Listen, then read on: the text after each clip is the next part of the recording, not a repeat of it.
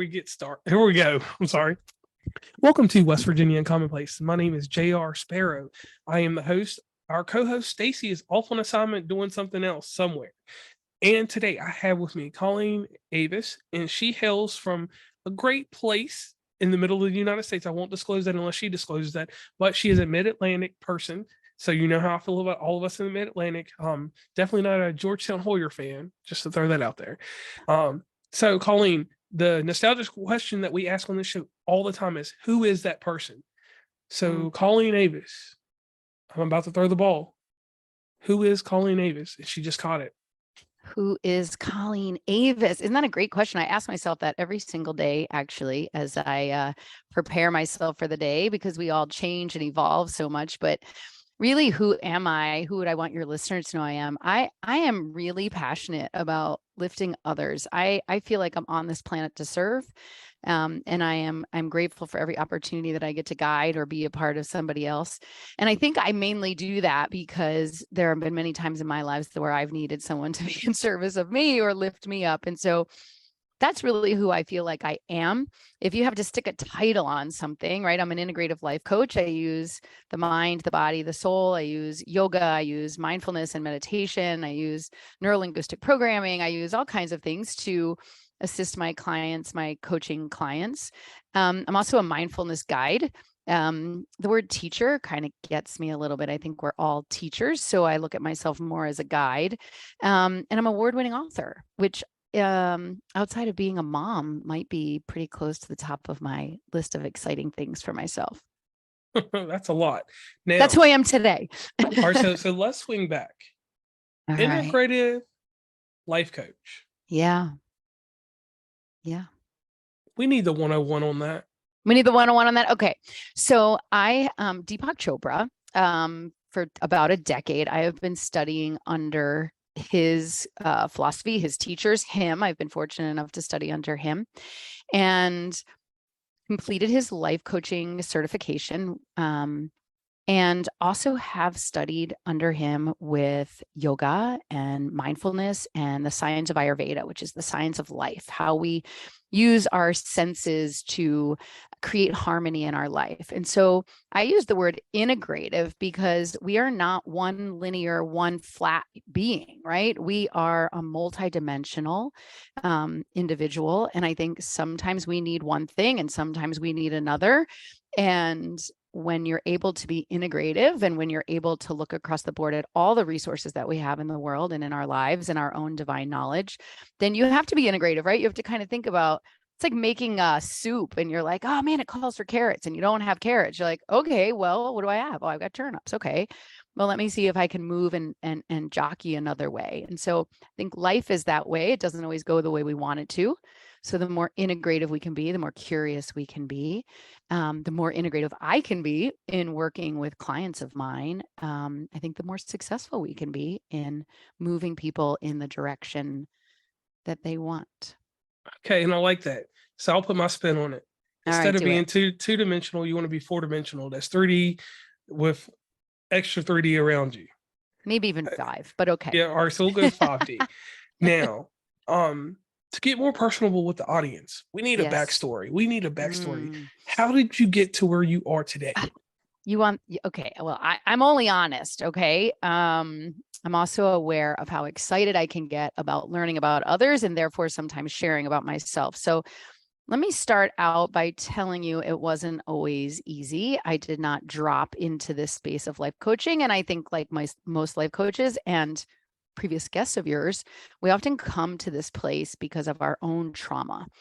Mine was abandonment. My father left my home, my brother and I and my mom when I was 16, and we were homeless and we were getting our food out of garbage cans. I'll just throw out there that this was the mid to late 80s. So it was a little bit easier to acquire food from that source because people were throwing away dented cans and day old bread. And actually there was, in my book, I actually tell the story about how in garbage bags, it was like, that's the garbage bag of bread. That's the garbage bag of cans. Like they neatly threw away their food. And being abandoned in that way is probably one of the greatest gifts I've been given in my life. It took me about 30 years to figure that out. And during that time, I had eating disorders. I had a lot of my own insecurities. I got very defensive in the way that I would protect in order to protect myself. I didn't want people on the inside scoop.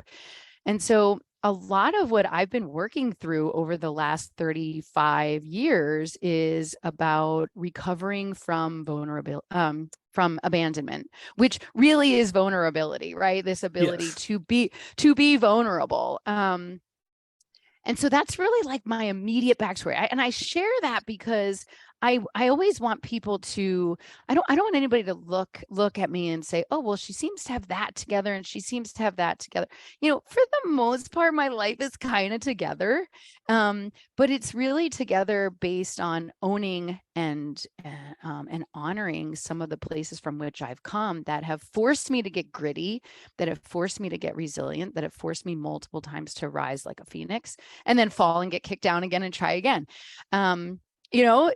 This is just the reality. And abandonment, when you start abandoning yourself, and that because that's what you've learned, and you start coming off the course of what your soul's purpose of being here is, it can be a little bit of a dark place. So that's a little bit about where I come from, to be just very honest and raw. I have to say how grateful I am for my son and my husband, who, have always accepted me for how I am, and very grateful for the opportunities that I've been able to cultivate for myself and been given in order to move away from the trauma and the residual that I experienced for some time because of that. Is that what you wanted to hear? Oh yeah, and I thank Is you that for sharing deep that. enough? Yeah, because that gives that's personable. Like that's something like when someone listens to the episode, I always tell people, and I usually do it in a pre-call, but we'll just do it here. What you did right there was a gem inside this episode. There will be more gems, but that's the first gem right there. Like people have a way to have they have a portrayal of you. And that Yeah. betrayal that they have of you leads them to want to know more. They wants to get them involved in different aspects, sort of like the sacred places that you make later Yeah. on in life. And Yeah. then those sacred places, you share them with the world, and then they become books, volume 1, volume 2, right? Yeah.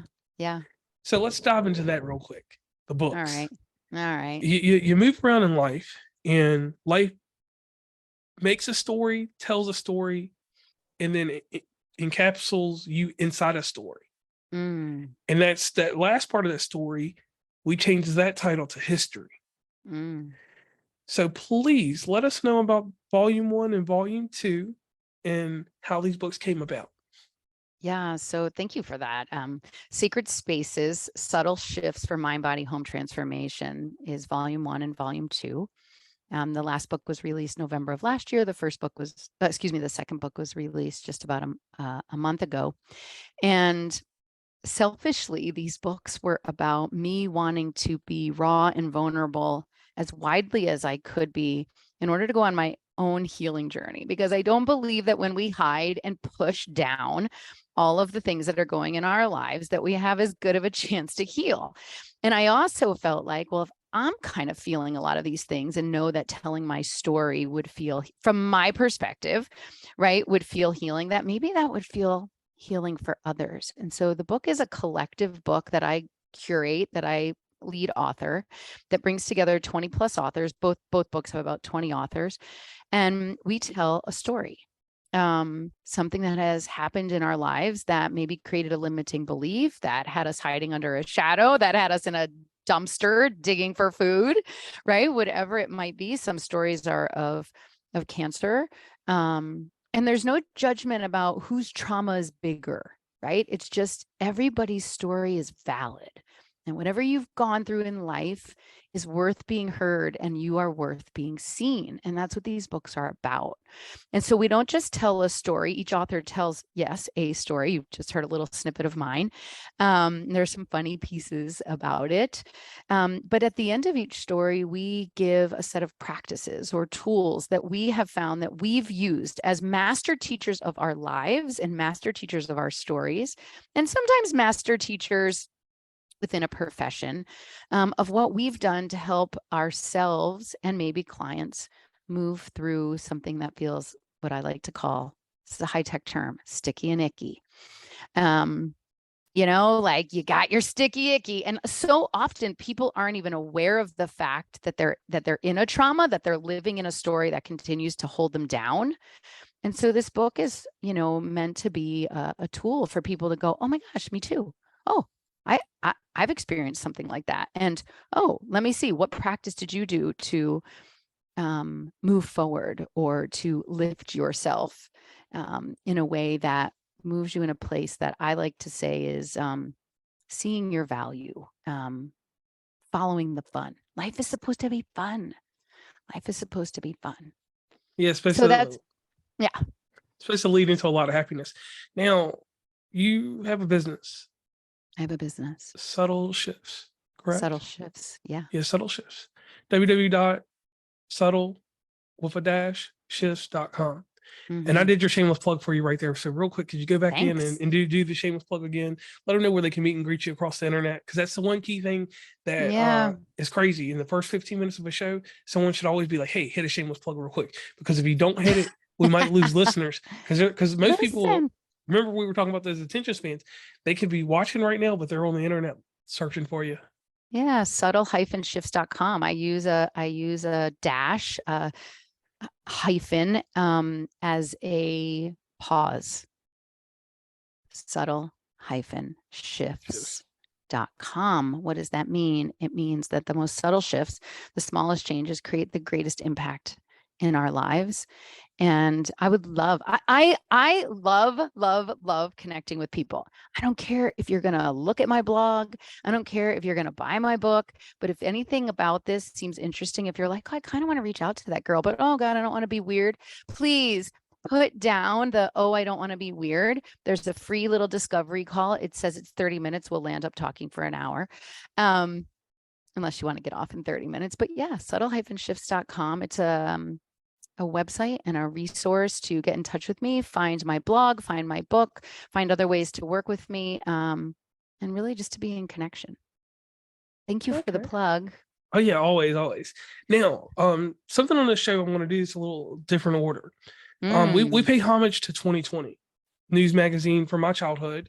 John Stossel is a comedic relief. Diane Sawyer is personable, but she has a way of being very interrogative in how she just invests. She's an investigative journalist. But then you have then you have somebody that comes in, and some people call her the Hulk Hogan of newscasting, Barbara Walters.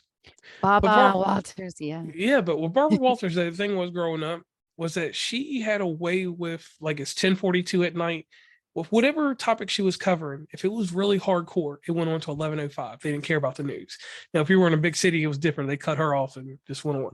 But the thing about 2020, it gave you 3 different styles of questions. And those 3 different styles gave you an impression that stayed with you.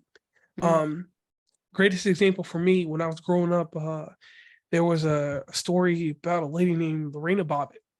Won't go into detail about what it was, but we both know that story. And it happened in Virginia. And it was big news. Well, the interview that was done by Barbara Walters at a later date changed my mind about the whole situation. It made me realize that certain types of due process aren't due process, and certain people get away with certain things. Yes. But life is life. So, Colleen, you are on the hot seat. It's time for your 2020 questions. Are you ready? Sure. All right. The first question involves us role playing. So we are both from the East Coast. We're both from prestigious areas. Actually, we're neighbors. That's what's wild, neighbors. So we'll start off here. TED Talks. We all know what TED Talks are. They're amazing things. To me, that's the pinnacle. Once I do a TED Talk, I've made it. Once I get that TED Talk in, and I think that's for everyone, and it may not be your goal, but it is a goal now that you think about it. TED Talk, if I get there, that's where I want to be. So with yours, a prestigious university we'll use is the University of Virginia, Thomas Jefferson Land. We'll go there real quick. All right. You're giving a TED Talk, and this TED Talk is about this. And this is a hard topic. what road do I take? What road do I go down after I've fallen? Do I take the road less traveled? Or do I take the road that's not that hard to go down? So which road are we going down? Well, as a life coach, I don't know if I would pick one for you. Okay, and that's what I was aiming for. That's what I was looking for. I don't believe I would pick one for you. I would rather get into a conversation with you, if it's okay, about why you might pick one or the other or a third option. Because without getting curious about all the infinite possibilities that are available to you in life, then how do we know? And I think what's difficult about posing that question about, do you take the road less traveled, the more traveled road, or some other road that doesn't necessarily exist, is you have to be careful not to delay yourself too long and never take something, right? There's this risk of us, and I think so many of us get stuck on a path of, well, if it's not perfect, I'm not going to put it out there. Believe me, publishing a book, I don't want to put it out. It's not perfect. So when we talk about which road to take, I think there's a couple of questions. What are you looking to achieve on the road? Maybe it's growth. Maybe it's at the end of one road, there's a TED Talk, right? And there's a couple stumbling blocks there. I think keeping an open mind around the fact that no matter which road you take, they're probably the road least traveled for you as an individual. And then being brave enough to actually choose, and knowing that at any time you have, as a human being, the power to choose to change. So being open about what's available to you, asking yourself, getting curious, like in doing some exploration around which road might look the best for what type of reasons, right? And getting curious about that. And then detaching from the outcome, surrendering into this idea that whichever one I take, I'm probably going to fall down. Whichever one I take, I'll probably learn something new. And whichever one I take, because I am a human being, I have the divine right to choose to change. So if I was TED talking about roads traveled or potholes in the road, I love talking about potholes in the road, that's where I would go. Okay, so you'll give an informed perspective. Yeah, I think I really want people to be able to dive into what they want, what they need. When I think about self-care, for example, which I think, picking that road has a little bit of something to do with, I always start with, what do I need? What do I want? And then I pause to actually ask myself. And then I actually listen. A lot of people don't do this part. They don't listen. They don't listen to themselves. They don't listen to what's going on. And then I come around to the fact that any thought I make, any decision I make is actually a request to co-conspire with the universe. So every thought I have is a co-conspiracy, because the universe is always looking to co-create with me. So any thought I have is moving in that request. So I can choose like, oh God, I have to pick a road. Oh my God, I landed up picking this one. Oh, I wish I didn't pick that one.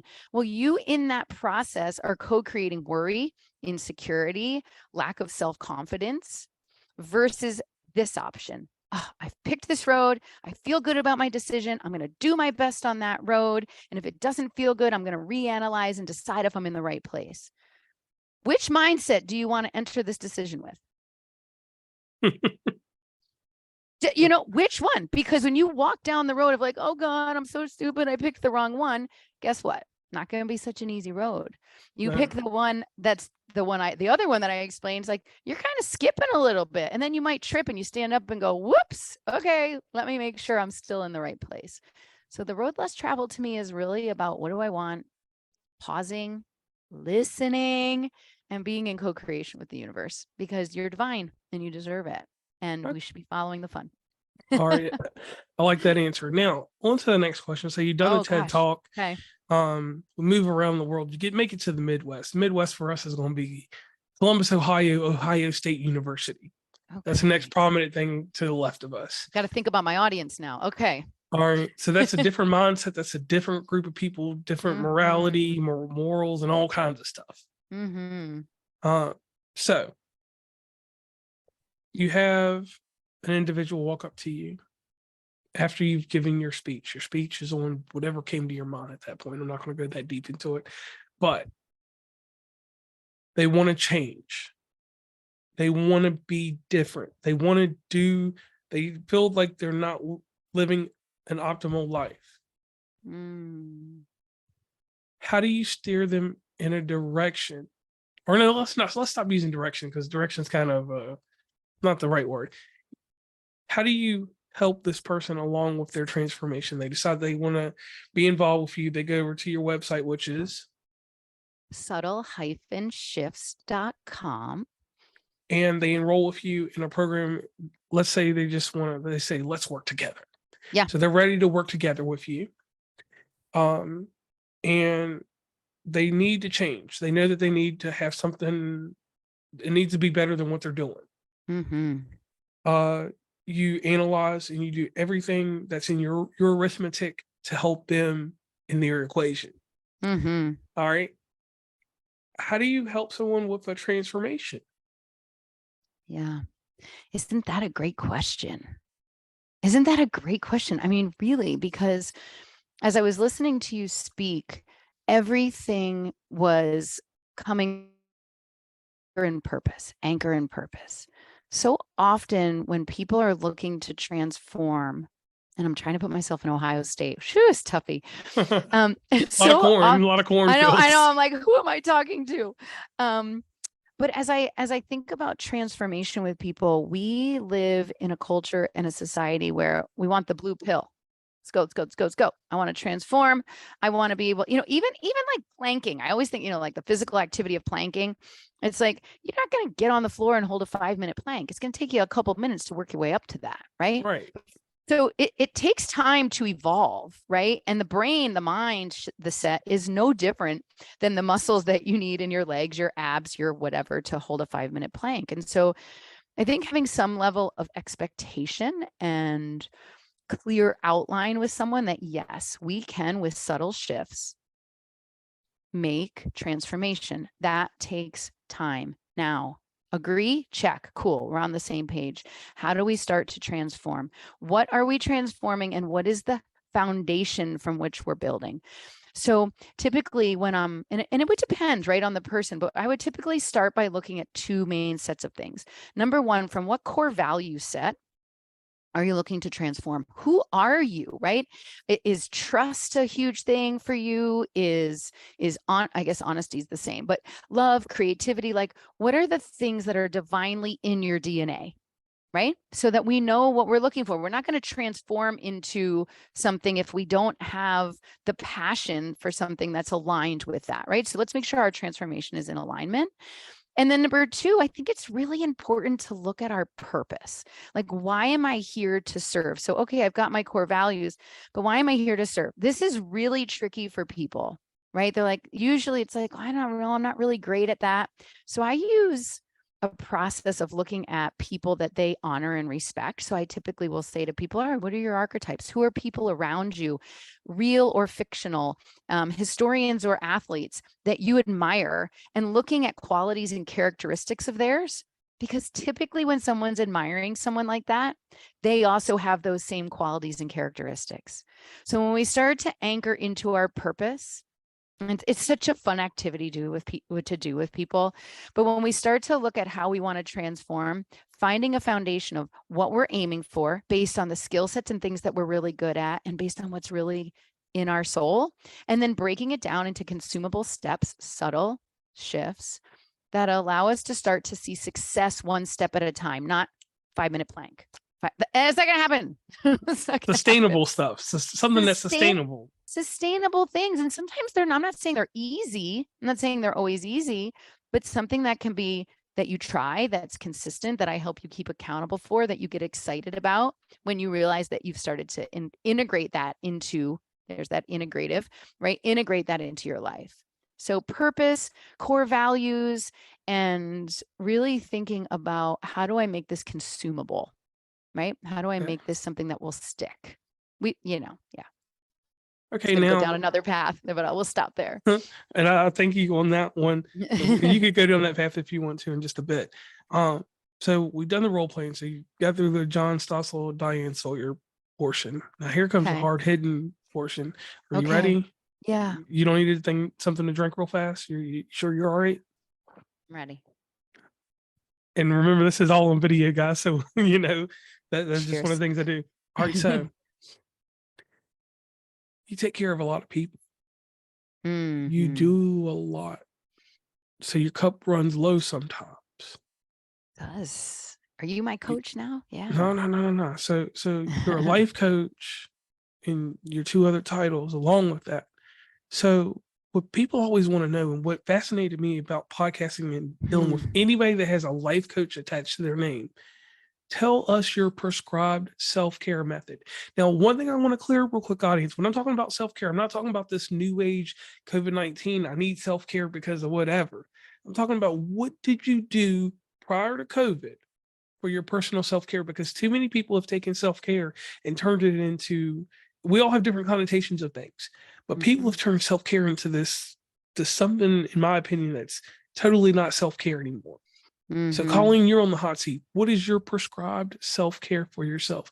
What do you do when you're at your wit's end because you take in so much, and you may have a resource to give it back to sometimes here and there, but people that are healers and people that are helpers tend to be the least active in taking care of themselves. Hmm. So let's get down to the nitty gritty. Let's find out what you do for self-care and how do you fill your prescription.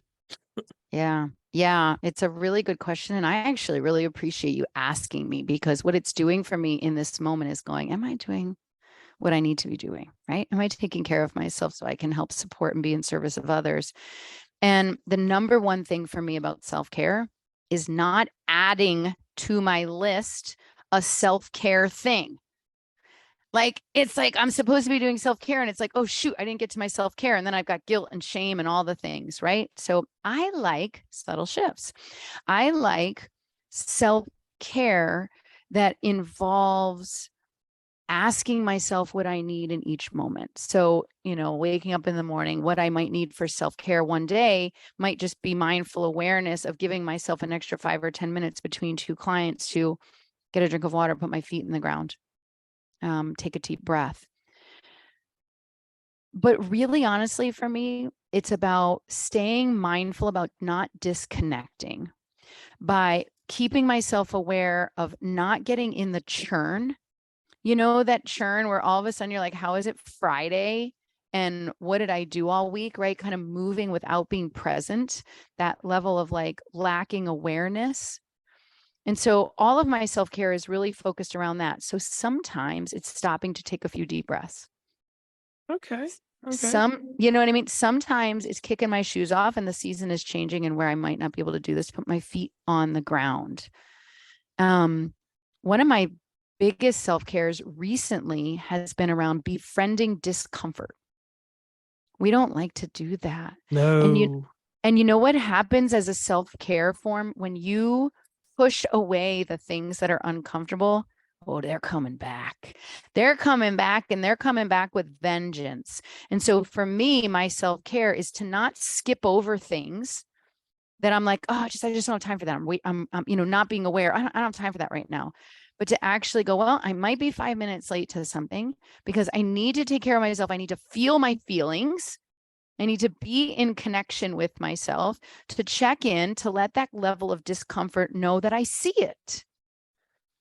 Because when we just push down, we are basically saying to all the cells in our body, that's not worthy. You're not enough. Any levels of discomfort are not what's supposed to happen in life. So you further turn up the heat on the boiling water until something eventually explodes. So, yes, sometimes I take deep breaths. Yes, sometimes I do yoga. Yes, sometimes I take a little bit of a longer bath.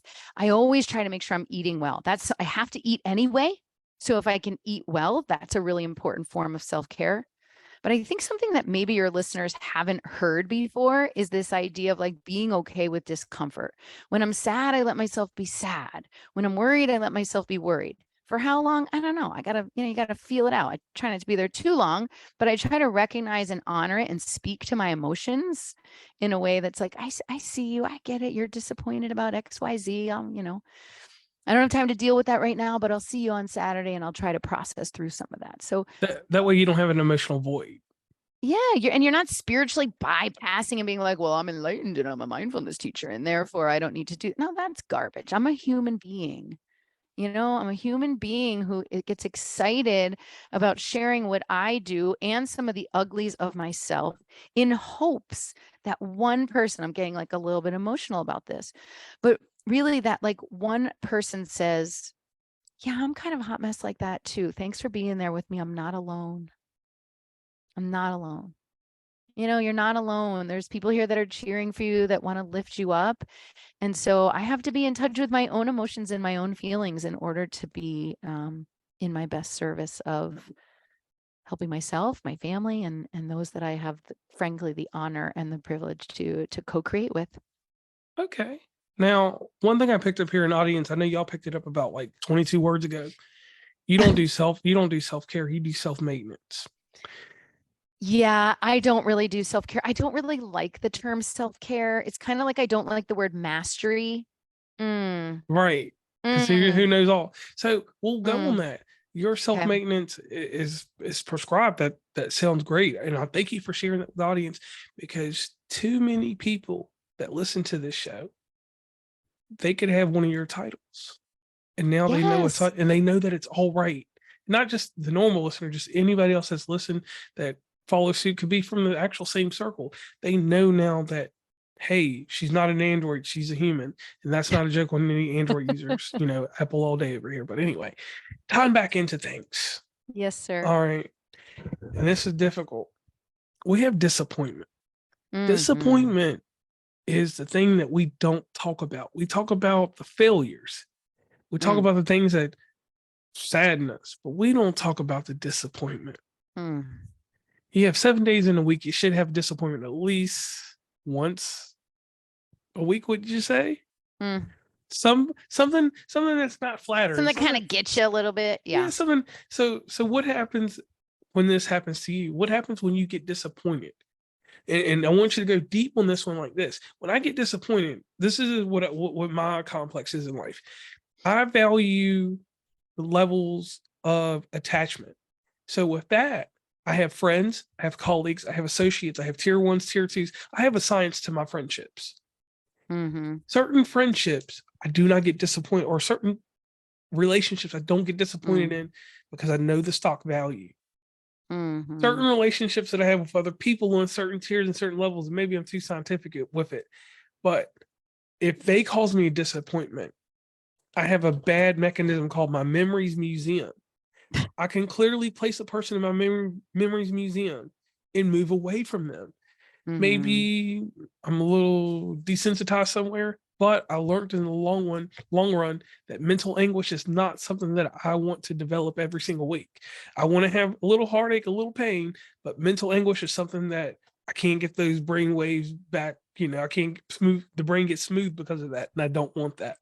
So with the disappointment, how do you handle that? Yeah. I just heard you changing roads. You selected a road for the week. Disappointment came on that path and you decided to change paths. That's what I heard you say. Yeah. That's choice. And choice is super, super powerful. The way we choose our thoughts equals a request to what we're having with the universe. And so I commend you for that. And I hope you celebrate that, because it's a really beautiful, I think, way of saying that. So, and then the other thing I'll say, and then I'm going to talk about disappointment, because you're asking me to be vulnerable again. So I'm going to say one more thing as I prepare myself for that. I don't believe there's failure. I believe there is only feedback. Okay. So I think that's, and that's a mindset shift, right? That's a choice to say, I didn't fail the math test. I got a 50, which is an opportunity to only go up. Maybe it means you don't get into the college of your choice.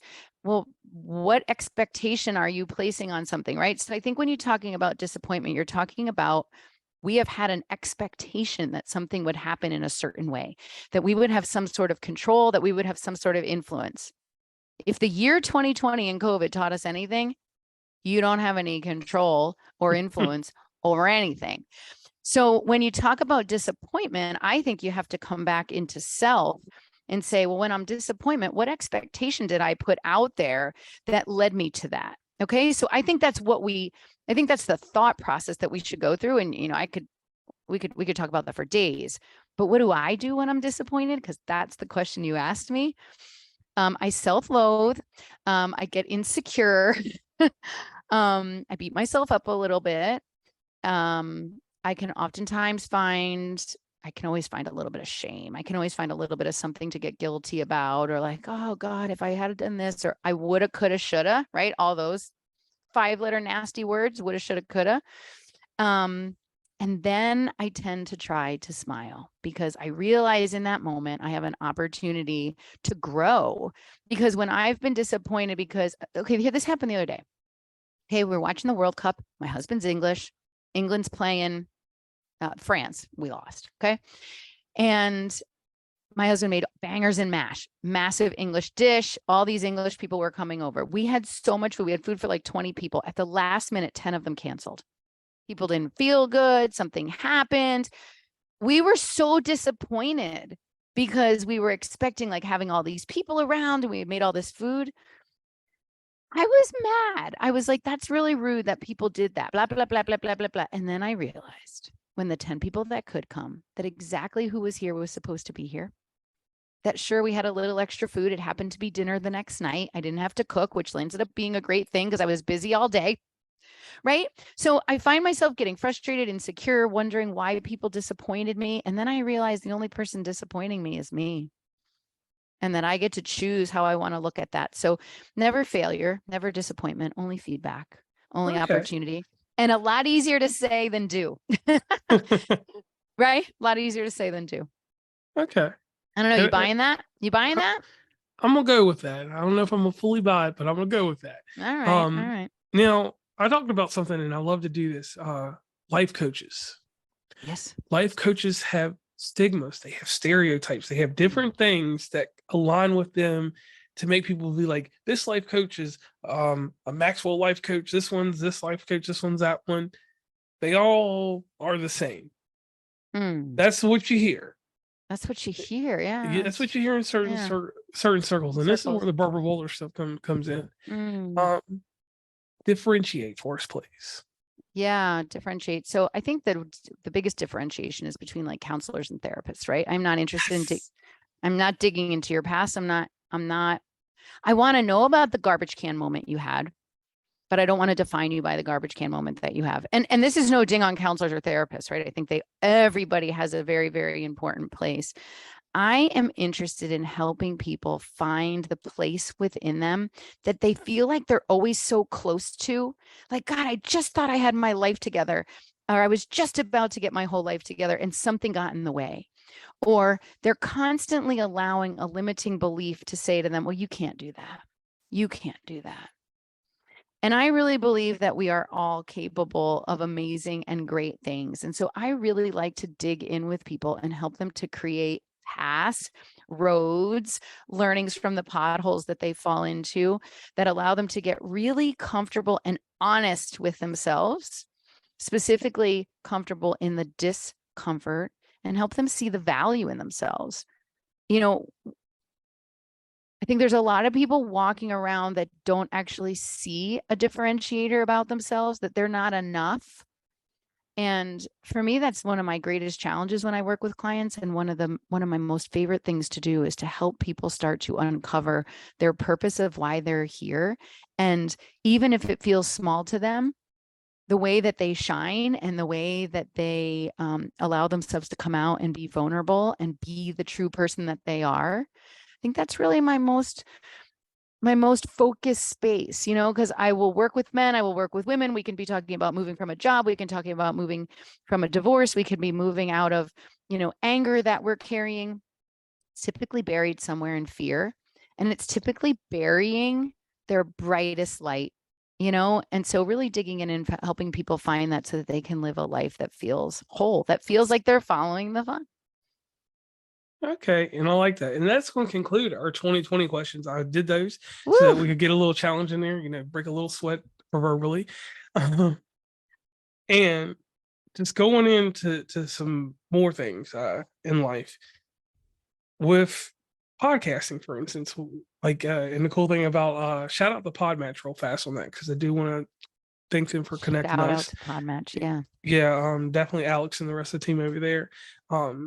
So they have some questions that they like to ask, and I'm only going to take one from there. Other stuff, you know, I got a little list, got an iPad over in the corner so I can just glance at my questions. And I want to flip this around.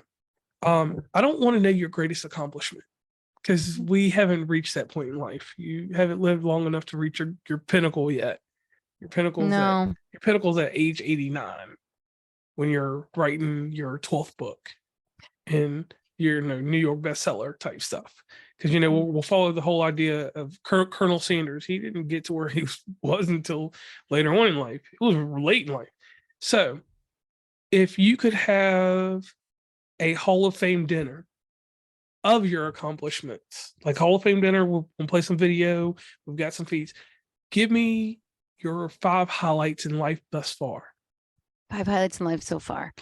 Okay. The first one really would be, I had the privilege of working with Children's National Medical Center here in Washington, D.C. They did not have a chair for their oncology department. And over a 3-year period, we raised the funds to endow a pediatric chair for Children's Hospital, which opened up a lot of grant money for children suffering, dying of cancer. I can't not list that. Okay.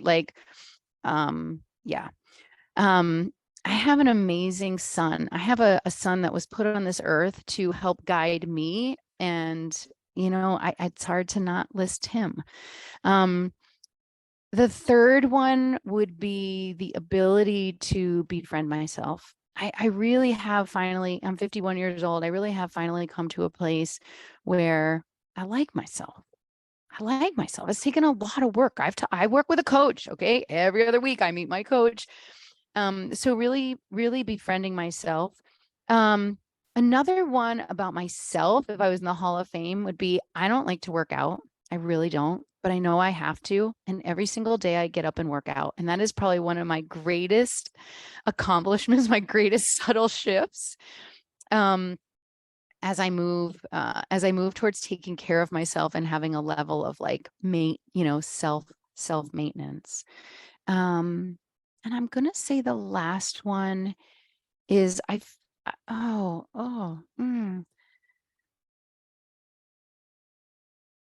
grateful for every opportunity I have. And I don't know if I always felt that way. And I feel like I can be really honest about what those things are, and I can be vulnerable about those things.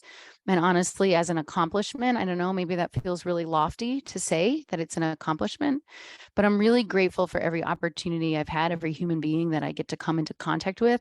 And honestly, that feels like an accomplishment, to just be able to be aware enough of the privilege of getting to be a human being and getting to be in connection and community with others. So I don't know if that's a traditional list, but I think those are my 5. And I like that. I really appreciate that, because that's what people need to hear. Like that right there is, because you could have listed all kinds of different things. You could have did academic stuff or just anything else, or promotions or whatever happened. Like, but you listed the things that truly mean something to you. So I definitely appreciate that. Now, tying everything together, you have the books that are out now. You have your life coaching business, which everybody can reach you at. Oh, subtle-shifts.com. With a www dot before that. With a www dot. Most definitely. All right. So you've got all this. So what does the future hold for you? Because I'll give you an example. For instance, like with me, for instance, I know I was in a place, I was over in Hagerstown, Maryland 2 weeks ago. And I was sitting there talking to somebody. They're like, your podcast, you've reached a certain level. You're going to go to some meeting in Orlando and meet some big wigs. What's next for you? And the question, I take it back to them. I said, what do you want to be next for me? And they answered, just keep doing what you're doing. Because I have a focus on what I want to do, but I learned that certain things I can't outline to the world in that perspective. But just build a broader, more concise audience. That's what I'm going to do in the near future. We're going to get this thing airtight to where I have the Mid-Atlantic. So if you're over in Townsend somewhere and there's a Wawa's, you can see West Virginia and Commonplace on a little tack in there. If you move a little further eastern Maryland, like Elk Ridge or something like that, there's Sheets over there, which that's in West Virginia. So you'll see something tagged there. That's how I'm going to move. So what does the future hold for Colleen and her business, her family, her whole perspective? What what's next? Yeah. What's next? Oh my gosh, this is like the road I got on, and I'm not sure what pothole is coming my way, right? But really, from a business perspective, honestly, it is continuing to build the platform of sharing with people what I've learned, right? Through my own experiences, through my own practices, and getting really curious about meeting people where they are. I love and refining for that for myself. I love meeting people where they are and understanding, like, okay, who are you? What's important to you? And how do we move forward? And so I think that's going to take a couple of formats. I'll write the third book in 2024. In 2023, I am really focusing on cultivating my email list, a place where people a couple of times a week come into contact with me, where I can share tools and subtle shifts. And I'm not trying to sell anything. I'm just trying to share, right? And so it really is about building I don't know if it's a bigger audience, but I like the word that you use, which is tighter, right? I would rather have 1,000 people on a list that 800 have showed up for themselves, right? And we're in interaction and community, than 1,000 people and like 8 people show up, right? And the rest of them are swiping and deleting. So there's building that platform. I want my son to successfully go off to college in the next 18 months. I want my husband to continue to love the job that he does. And my hope is that through the next book, and I'm going to be starting community calls starting in March. So once or twice a month, I will be on a Zoom call. Everyone is welcome to come, ask questions, learn, grow, and be in community with one another. So yes, there's a lot of things. Like I have freebies that I'm building, and I'm building an online mindfulness course, and I'm trying to keep the price points really low so as many people as possible can join and things like that. But it's really about building connection and building community and bringing people together and being kind. Okay, now let me ask you this, because I didn't get to ask you this, and this is important to me. With your books, Both my books. Are you planning to do any type of touring with that? Little sit downs here or there? Because the crazy thing in society is we're going back to 2018 next year. Yes. We're going back to 2017 next year. It's no Yes. more. 2019 was a toss-up year, but I'm always going to discount 2019 because, to be honest with you, at the very end of 2019, a lot of people act like they didn't catch COVID, but with my travels, I swear to God, I caught it in 2019. So 2020 was the year of COVID. 2021 was the whatever. 2022 was the aftermath, and 2023 is supposed to return to a similar time of 2018.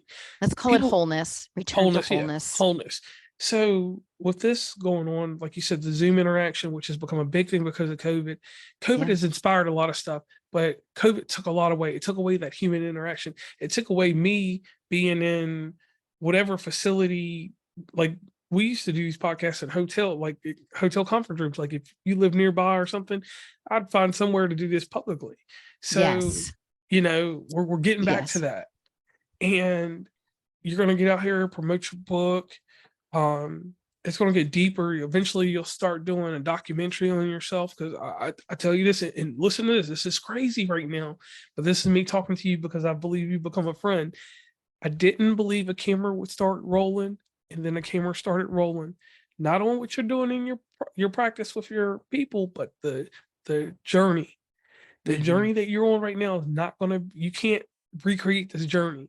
Right. There will never be another COVID like that. So the journey that you're coming out of, or that you're coming through, that's a whole story that you will document at some point. Even if it's not video, it's going to be photos, and it's going to have a story, that history I talked about earlier. So how are you going to encapsulate all that? Have you thought about that? God, you're asking me questions that I haven't yet, that yes, I've thought about, that I haven't yet gotten my hands around, right? So there are a couple of things going on. I am participating in a writer's retreat in April. I just came back from a yoga retreat in person. I'm working on 2 book signings, one in Carlsbad, one in California, one in New York City. I've hosted a couple in the Delray, Florida area and things like that. So I totally agree with you that there's this like outward, touch, hug, love people in person. The reason I've taken a pause on a book for 2023 is to do exactly what you're challenging my thought process on right now, which is, how do I want to leave this to be? How do I want this to look? How do I want to, through these books and through what I do, help people see that their stories are important to tell too? And so I think these community calls and doing some open mic nights and being in person, is really important. But 2024 will have a much more global view, and a much more diverse view of people in the book, and I think include the stories of how people got where they are. So it's interesting that you're bringing that up, because it's like you're psychic, because that's what's coming up, and I'm excited to get back out in the world and be in a space where you can be on a stage and 100, the writers retreat will probably have 100, 150 people that will be there writing and practicing yoga and being vulnerable and open micing, and, to be one of the people that's facilitating, that it's exciting, it's exciting for people to get back in contact. I'm concerned that people during the COVID period of time got even more insular. It was all about their own survival. And so as we step into 23, I want to be really mindful of that and helping people kind of come out from that shell. But I don't know, I have to see, I meet people where they are. So it's kind of like, all right, show me how you're going to show me yourself, right? Like, I don't want to have some expectation and then create disappointment, in my life.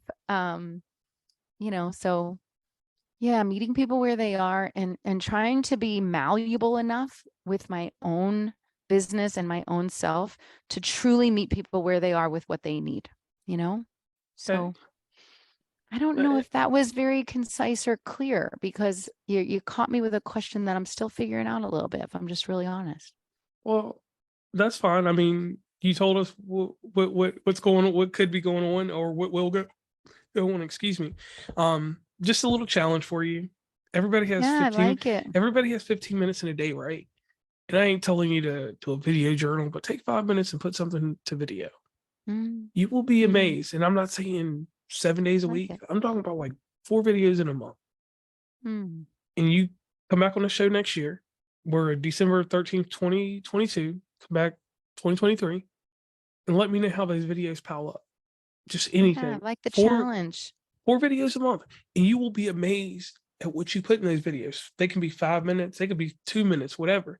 But the Mm, month of January, 4 videos. When February 1 hits, February is only 28 days, so only 3. But you thanks. know, you know, you'll be amazed at what you put out and how that little bit of video, because it could just be not necessarily hopping out the shower, but eating breakfast. Hey, blah blah blah blah blah blah blah But blah. it's really important, because one of the things that I do with my clients is I ask them to write to their emotions, right? Mm-hmm. Write to your fear, write to your love, talk to it. And what you're asking is to take the 50-year-old version of writing to it to a more youthful approach to it, of like videoing it. And at the end of January, early February, I'm going to be in Kolkata, India, in service, working with survivors of human trafficking. And I keep thinking about how I'm going to capture this, because I'm not sure how I'm going to, that's going to be quite an experience, right? To be in that part of the world, working in service with individuals like that. And I love what you're saying about capturing it in video. It also challenges you to feel okay and get comfortable with looking at yourself and hearing yourself, Yes.